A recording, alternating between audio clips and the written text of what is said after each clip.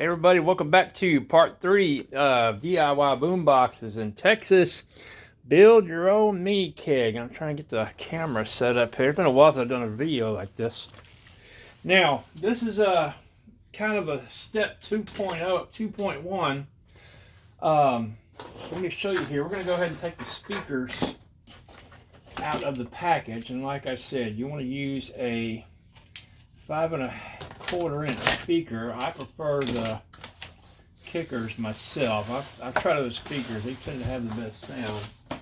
We're going to go ahead and take out the plastic here. Now, if you're just doing a plain mini keg, or if you're doing one that's just like I said, you just want to leave everything black. You want to leave the handle black and the speaker grill black, the speaker over here.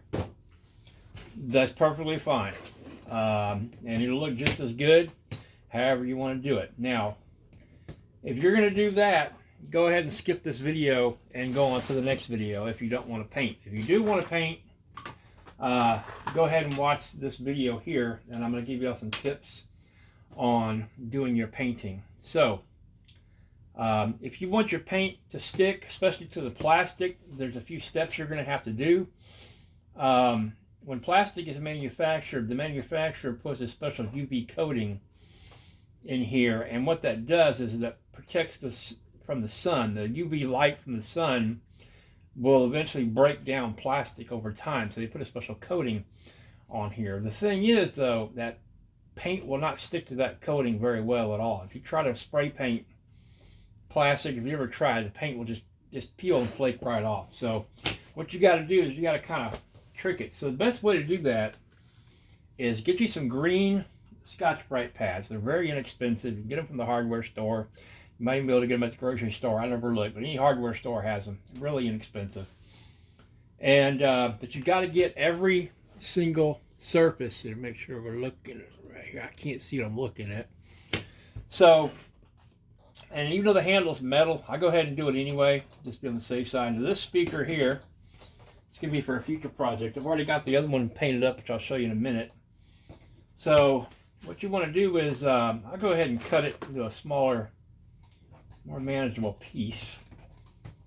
And like I said, you want to get every surface. So what I do is there's an H right here at the top of the speaker, at the top, and kind of work your way around in a counterclockwise position. To me, that just works. You can go clockwise however you want to do it. I go counterclockwise.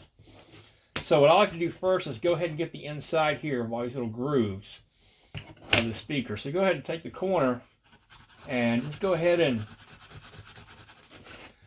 get right inside there, each one of these. That way you're getting, because you got to get every little surface of the paint is not going to stick.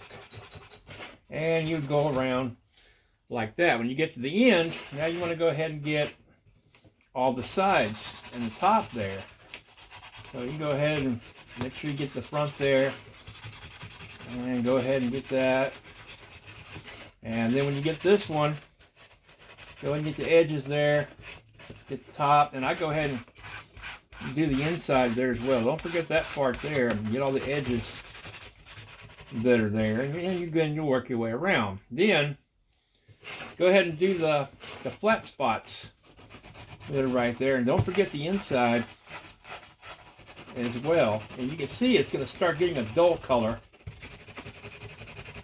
And again, we're going to really get those edges there. Get every surface that you can. Now, once you go all the way around with that, and go ahead and keep your little, a paintbrush. It's great, 3-inch paintbrush to clean off your work surface. You want to go ahead and get the edge all the way around. So again, starting over here, you want to go ahead and just kind of rotate it around until you get all the surfaces. And then what I do is you want to go ahead and get all that dust off of there. So go ahead and get you a clean, dry paintbrush, as Bob Ross would say. And go ahead and really, really get it clean. You're going to do the same thing with the handle over here. Go ahead and rough up that surface. This is going to make the primer stick a whole lot better.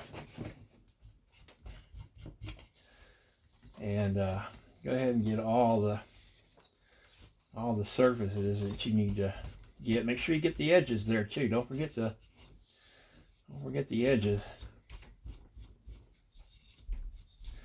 Anyway, and you would go ahead and do that. Then what you do is go ahead and get you a piece of cardboard or an old cardboard box. I've got a bunch of these speaker boxes laying around. You said I've used this one to paint before. And go ahead and make sure you get the screws that come with your project. And let me go at the screws here. So here's the package of screws that came with the handle. Go ahead and use those. And now if you're going to paint them the same color, if you want to paint them 2 different colors, you need to separate them in 2 different boxes. And of course you're going to take the speaker grill and use the same screws you're going to use for the speaker, because you want the screws to get painted at the same time. So now I've done some other painting videos. You guys can go back and watch those, but I'm going to give you a quick lesson. What you need to do is, before you put your primer on, go to O'Reilly's Auto Parts. They sell it. If you don't have an O'Reilly's near you, you can order from Amazon, maybe even eBay. But you want to get this Duplicolor adhesive, plastic adhesive promoter. This is like glue for paint. It's alcohol based, which means it's basically like a sticky substance dissolved in alcohol. So what you're going to do is shake it up really good and just put a nice generous coating all the way around, and make sure you hit every angle, you know, because you want to get all those edges, go all the way around. Same with over here. And what happens is, when you want to let this sit for about 10 minutes, the alcohol is going to evaporate, leaving a sticky substance behind that your primer is going to stick to, and then your paint's going to stick to your primer. So what you do is go ahead and put this on here and let that sit for 10 minutes, and then come back with your primer. And I'm just going to pretend this is primer. Take your primer really good. Now when you do your primer, do 2 real light coats. So go ahead and go around with 1 light coat, and go ahead and, you know, get all your edges here. Make sure you get around there. Let that sit for about a minute or 2. Come back with another light coat, and just make sure all the surfaces are coated with your primer. Once you get your primer on there, let it sit for at least 45 minutes or longer. It doesn't matter if it's longer, but you want to have a minimum of 45 minutes of letting the primer sit on there. Now, when you get ready to do your paint coat, make sure you shake up your paint really good. And again, real light coats. Go ahead and do 1 light coat. Like I said, don't have to be real heavy coverage. Let that sit for about 2 or 3 minutes. You know, set the timer on the stove, set your microwave timer, whatever you want to do. Time it on your watch or time it on the clock. And come back and do again. Do about 2 or 3 light coats. Just make sure it's completely covered. You don't want to go too heavy, because if you go too heavy on your paint coats, the paint will crack.